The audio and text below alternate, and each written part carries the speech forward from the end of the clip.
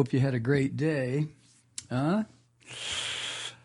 Well, I'll tell you one guy that didn't have a great day. Michael Sparks from Kentucky. Michael Sparks.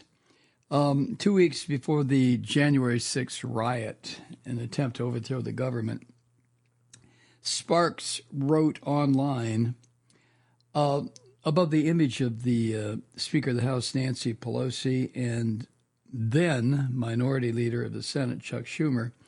Michael Sparks wrote, quote, "How about we the people drag you out by your face?" End quote. I know we're supposed to be all about they go low, we go high. I can't do it, and if you're a regular listener to this podcast, over the years you've heard me just be as vile and hate-filled as any MAGA scum. Of course, the difference to me is they're trying to overthrow the government, destroy democracy, and install Christian bullshit, whereas I am wanting to see them trip and fall and have a steamroller go over them. One of those great big city steamrollers that put pavement down. Ow, Mike, you vicious man, you. Anyway, Michael Sparks, prosecutors say, was the first rioter, the first scum bastard to enter the U.S. Capitol on January 6th.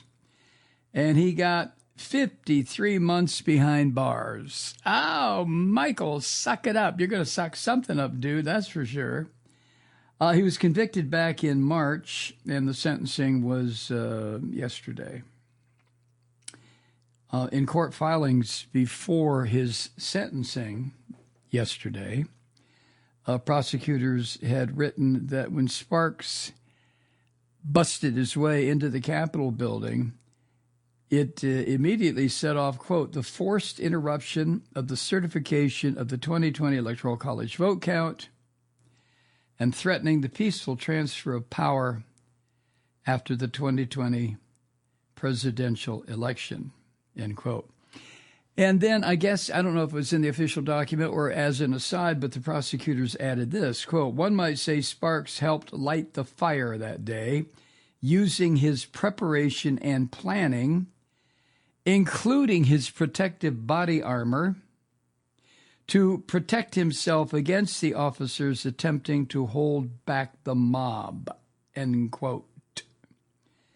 And this piece of human shit was the part of the mob that first rushed to the Senate wing door of the Capitol. And he was the first to climb into the building through that broken window that was smashed. You've seen the video, smashed by another rioter. And prosecutors also say that he was calling for a civil war, and in online posts. And a few days before the riot, he had purchased a rifle.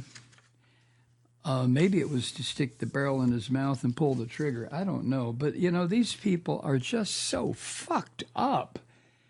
I mean, they really are. Well, I certainly don't have to tell you that, do I? No, of course not.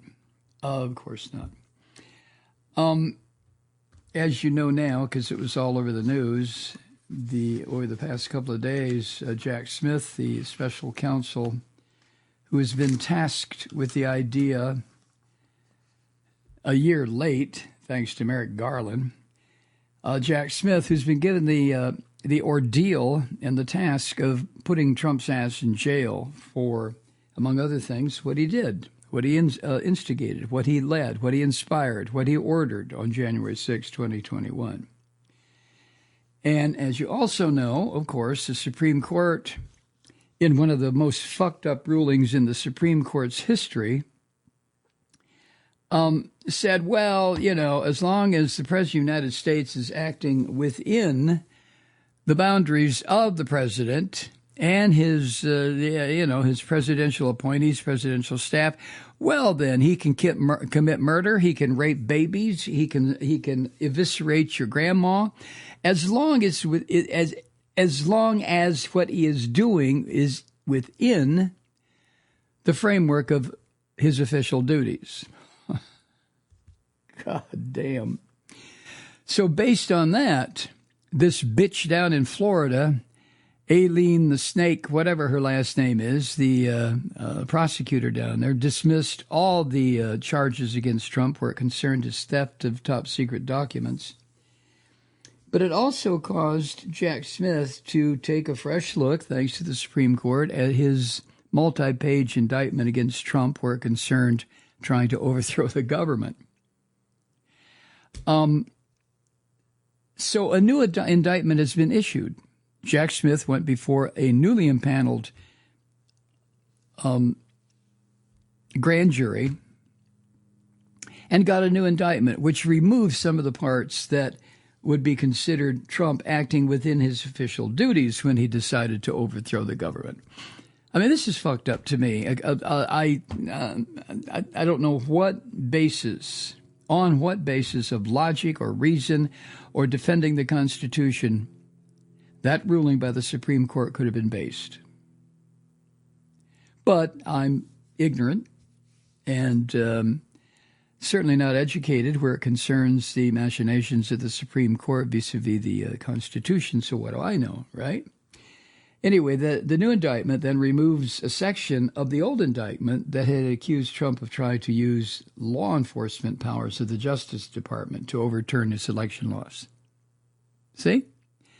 Now, if the President of the United States tries to use the Justice Department, and they're talking about that pig bastard that Trump tried to get appointed Attorney General. What the hell was his name? I forget it. Hope it'll be lost to history. But anyway, since Trump tried to use the Justice Department to overthrow the goddamn government of the United States, the Supreme Court said, well, he's acting within the confines of his official duties as president, so he can't be charged with trying to overthrow the government of the United States and commit treason because he was directing the Justice Department to assist him. What the fuck? Well, anyway, the Supreme Court in that 6-3 opinion last month, where the three rational members of the court said this is insane. And the 6 Christian fascist members of the court said, well, fuck you, ladies. This is what we're doing anyway. Trump is absolutely immune for prosecution as long as he is doing his dirty shit work as the president of the United States and not as a, private citizen, or if his duties include using members of the federal government. Now, folks, again, I don't claim to have super intellectual powers at all, but I truly, positively, absolutely do not understand that kind of warped reasoning on the part of the Supreme Court. I can't do it. But anyway, back to Jack Smith. Jack Smith is starting to remind me, in a good way, of Inspector Javert. Remember him from Les Miserables? He goes after Jean Valjean and tracks him. Oh, my God, he's going to get him. Until, of course, Inspector Javert, because he failed, commits suicide. Now, Jack Smith is not going to commit suicide, but Jack Smith reminds me in a positive way. Right? You read Les Miserables in high school. I know you did. But Jack Smith reminds me of Inspector Javert. Jack Smith is not going to stop, no matter what Trump and his fucking rotten attorneys who are willing to defend a man who tried to destroy and has succeeded to a great extent in corrupting their profession. But he can still find these worm-eating attorneys who are saying, oh, yeah, well, we're going to defend the President of the United States, even though he tried to fucking destroy the government and overthrow the government and destroy democracy. We're still going to defend him, because there's a lot of money to be made here.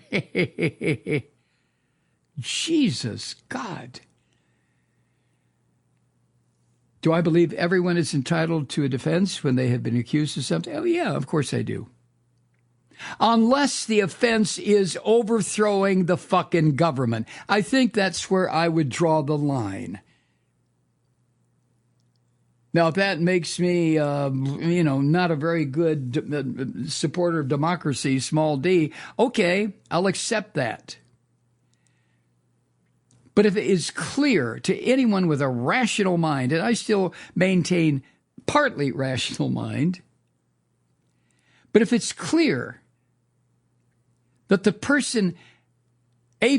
a group of people set out deliberately and consciously and plotted and planned over a period of time to destroy this country, well then fuck them where it concerns a legal defense. Let them hire attorneys from Russia to come over here and defend them.